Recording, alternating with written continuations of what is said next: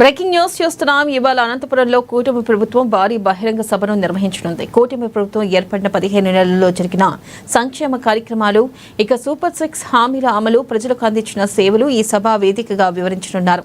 వచ్చే నెల 4 కూటమి ప్రభుత్వం ప్రజలకు ఏం చేయబోతుందో కూడా నేడు ఈ సభ ద్వారా స్పష్టత ఇవ్వనున్నారు. CM Chandrababu, deputy CM Pawan Kalyan, మంత్రి నారా లోకేష్, బీజేపీ రాష్ట్ర అధ్యక్షులు మాధవ్ తదితర ప్రముఖ నాయకులు కూటమి లక్ష్యాలను ఈ సభ ద్వారా ప్రజల ముందు ఆవిష్కరించనున్నారు.